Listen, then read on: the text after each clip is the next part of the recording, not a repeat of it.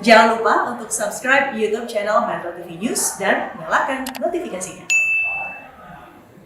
Dalam kesempatan ini, Media Group juga menyerahkan total 25 hewan kurban yang akan disalurkan melalui Dewan Kemakmuran Masjid Nur Syah Daud Paloh. Selengkapnya kita bergabung bersama rekan Marcelina Tumundo yang akan melaporkan langsung dari lokasi.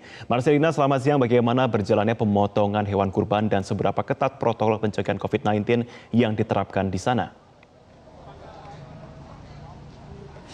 Selamat siang Marvin, saat ini proses pemotongan hewan kurban yang dilakukan oleh Dewan Kemakmuran Masjid Nur Syah Daud Paloh masih berlangsung setelah tadi dimulai dengan sholat id berjamaah, dan saat ini terlihat masih ada sejumlah panitia yang melakukan penjagalan sampai kepada proses pemotongan dan juga pengemasan. Beragam prosesi ini dilakukan tentunya dengan menerapkan protokol kesehatan yang ketat. Seperti bisa dilihat di belakang saya, ini sudah terbagi menjadi dua area karena memang protokolnya adalah harus membagi area kotor dan area bersih. Di mana yang di belakang tirai ini merupakan area kotor tempat penjagalan atau penyembelihan hewan kurban, dan petugas yang berada di sana pun menggunakan APD yang lengkap. Bahkan kami tidak bisa terlalu lama mengambil gambar di area tersebut karena memang area itu cukup memiliki potensi kontaminasi. Sehingga kemudian para petugas yang berada di sana pun menggunakan APD, tidak sekedar masker dan sepatu boots, tapi juga menggunakan baju hazmat begitu. Nah, kemudian di sampingnya ini merupakan area bersih, tempat pemotongan atau mencincang bagian daging hewan kurban yang dilanjutkan dengan proses pengemasan oleh para petugas yang juga menggunakan masker, dan aturannya tidak boleh menggunakan alas kaki begitu karena duduk di atas terpal untuk alasan kebersihan. Tadi kami juga sempat berbincang dengan pihak suku Dinas Ketahanan Pangan dari Kecamatan Kebonjeruk, Jakarta Barat, yang datang langsung memantau dan mengakses bagaimana proses pemotongan hewan kurban di sini.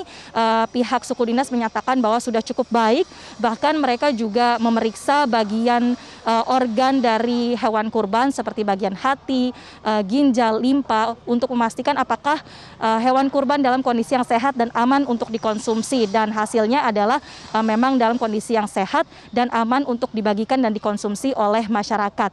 Selain itu juga dari pihak suku dinas tadi mengatakan bahwa memang pelaksanaan pemotongan hewan kurban di Masjid Nur Syah Daud Paloh untuk tahun ini bahkan lebih baik karena tentunya telah memperhatikan protokol kebersihan yang lebih ketat di tengah masa pandemi COVID-19.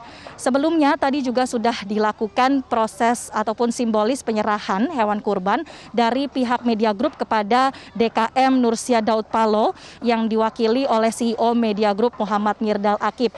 Pada saat kami wawancarai, ia menyatakan bahwa adanya momen Idul Adha di tengah pandemi COVID-19 ini tentu memberikan pelajaran dan juga pesan tersendiri bagi Media Group termasuk juga bagi masyarakat. Dan berikut kita simak pernyataan selengkapnya dari CEO Media Group Muhammad Mirdal Akib. Makna yang sangat dalam, karena di tengah pandemi yang kita alami, di mana semua sama-sama dalam grafik menurun, Idul Kurban memberikan kita pelajaran bahwa kita harus berbagi. Kita harus sharing the pain, kita harus berbagi kesakitan, berbagi kebahagiaan, dan di dalam kondisi yang sangat terbatas seperti ini, kita bisa sama-sama berbagi hewan kurban, berbagi kegembiraan. Kegembiraan hari ini tidak boleh hanya dirasakan oleh segelintir masyarakat, tidak boleh cuma hanya dirasakan oleh beberapa orang saja, tapi harus seluruh manusia, bahkan lintas generasi, lintas profesi, lintas warna, harus semua merasakan kegembiraan hari ini. Demikian Marvin, kembali ke Anda.